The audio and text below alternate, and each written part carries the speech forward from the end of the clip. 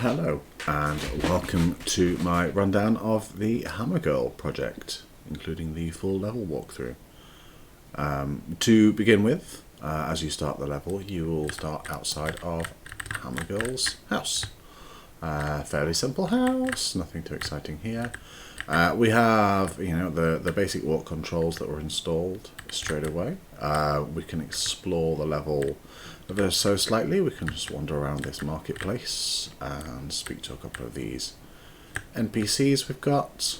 I'll just drop a quick one line whenever we speak to them. Nothing too exciting there, but it gives the world a little nice lived-in feel. The first thing that we can do is we can come and talk to Nelson here. Hey, I'm building a new wall. Will you fetch me 10 rocks? Grab the hammer off the anvil there.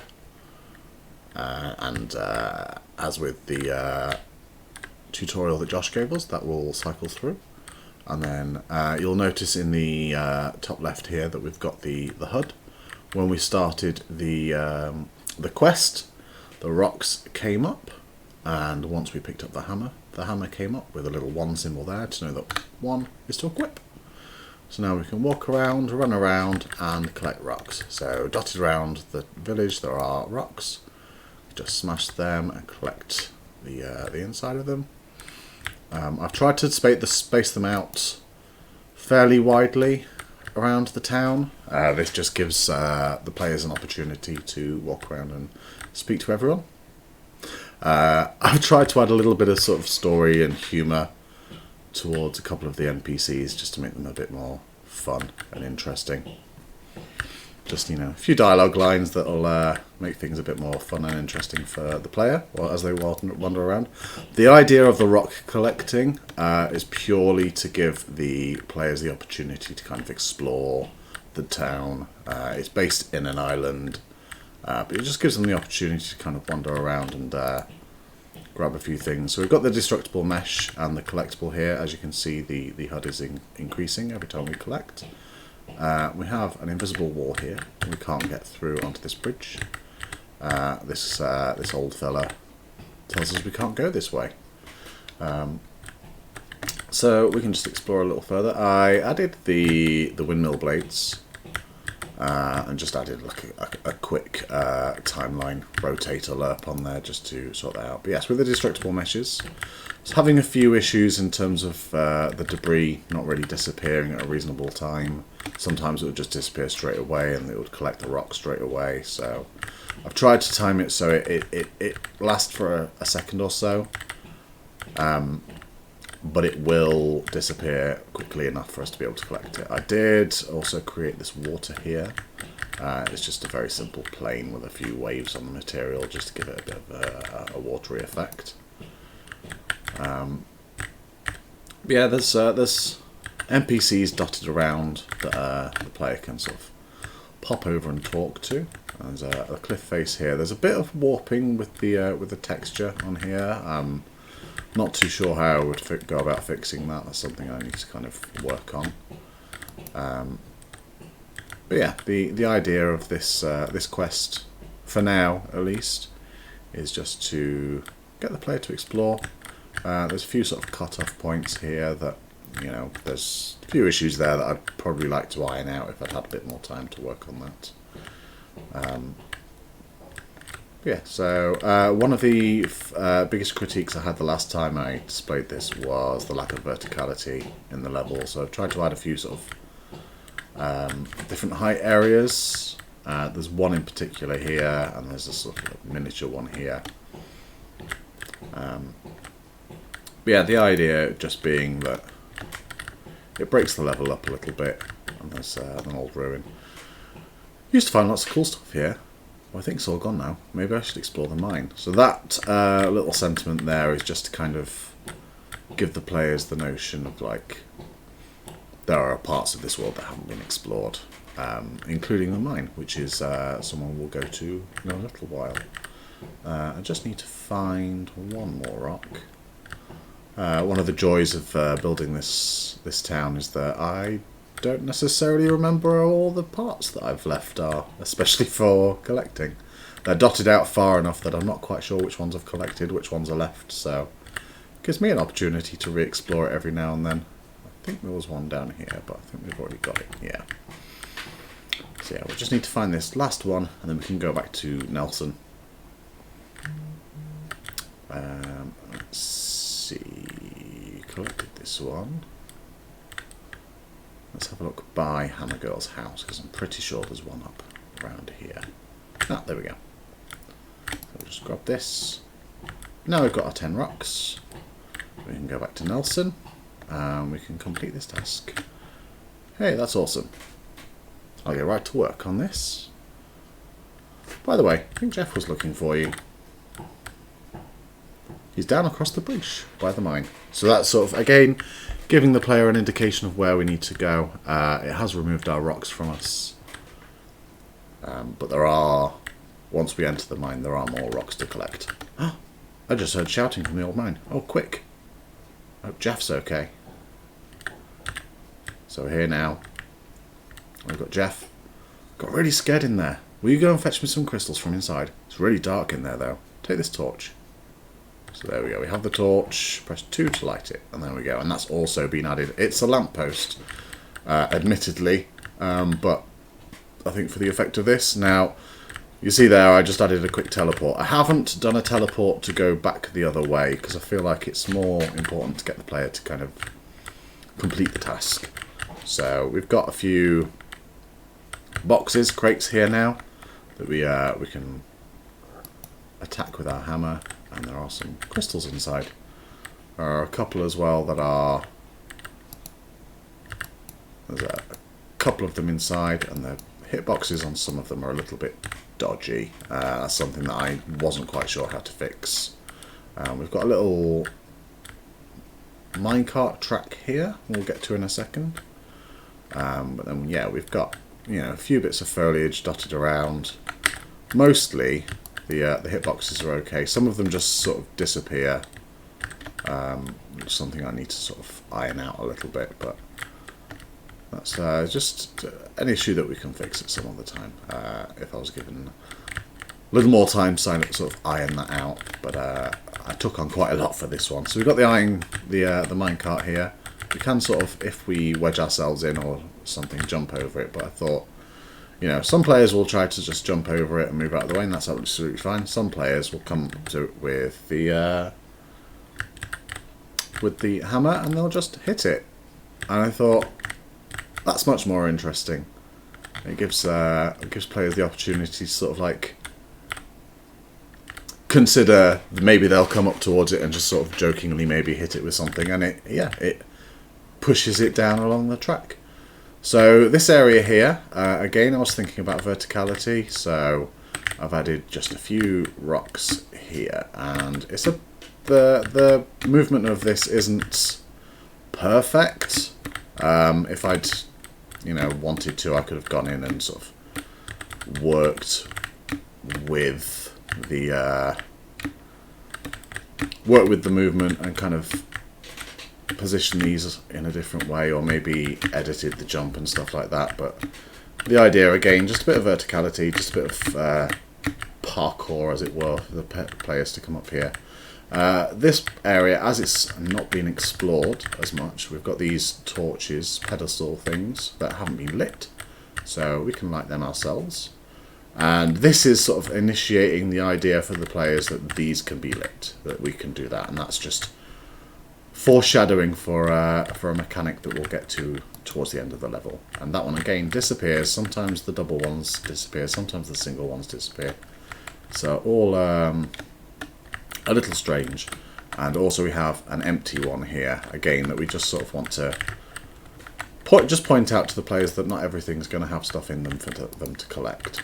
So we're just about managing them. Again, it adds the gem, but I'm not quite sure what I've done with my hitbox there. I'll probably have to look at that at a later date. And we've got some more rocks down here, which we've identified already as the breakable rocks. So we can smash these rocks, get ourselves behind here, and wrong button, and collect. Again, it's I'll work on that at some point in time. But yeah, we can just dive back down here. That's everything collected from there.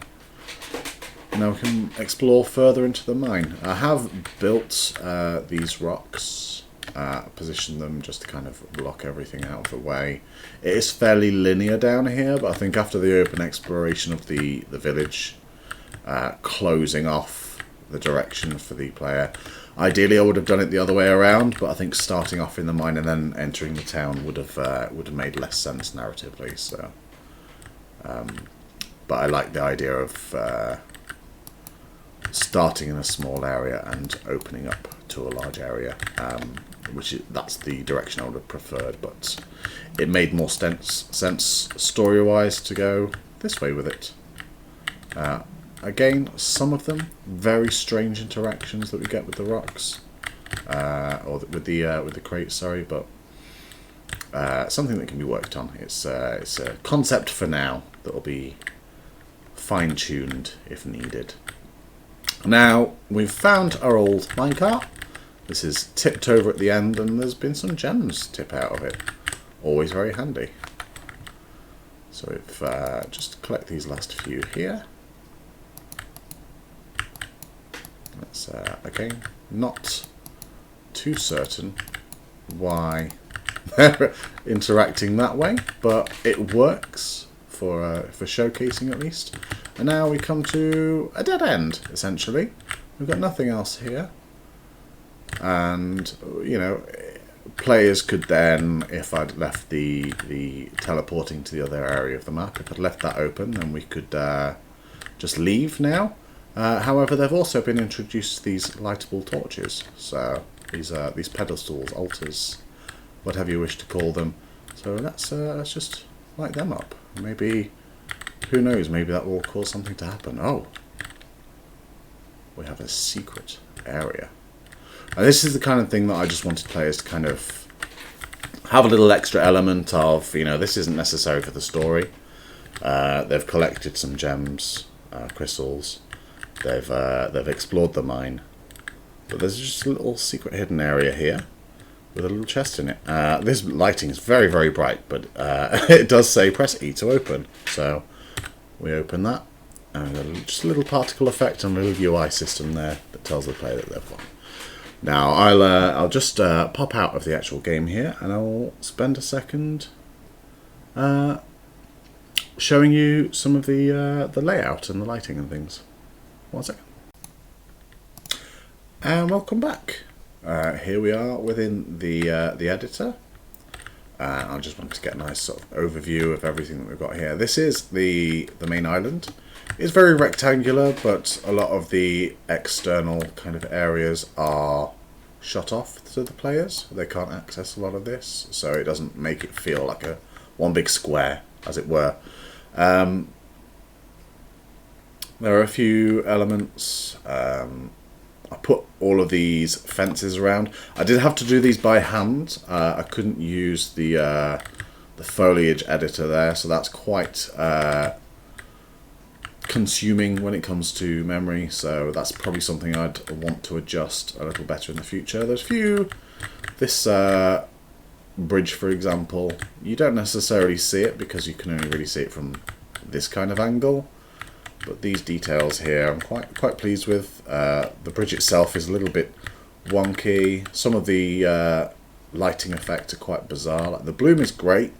The only issue really that I have with it is that it affects the text, especially in low lighting. There's again a few elements that you don't really see, like the smoke here you do kind of pick up, but there's also like some particles in here of a little flame where the forge is burning.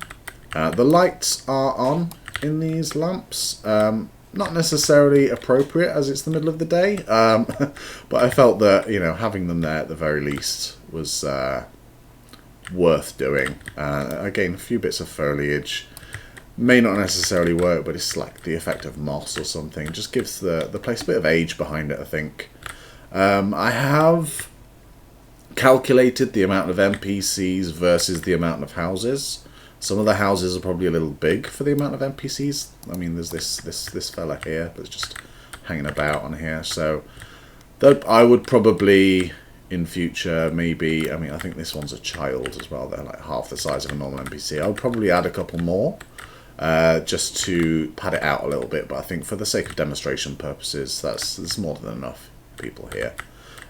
This monolith is the mine. I put it far enough away that it's not really, you can't see it from the game, but it's not exactly it's not super helpful it being this large, and kind of because I needed to change the internal lighting for it, I did have to affect it with walls and such to hide that all away. So if we lift this up here, let me just switch the lighting off so we can see everything in detail. So yeah, this is the entrance here, and there's a few bits of foliage dotted around, lighting and everything. This lifting area here, there's an empty space here that I'm a bit frustrated with myself. I couldn't think of anything interesting for the players to explore this area with. I think in future I'd probably like to include something in this area, but I've just boxed it off for now. But most other areas are explorable, fairly interesting, covered with boxes and things like that. The minecart, all I've done is had this minecart here.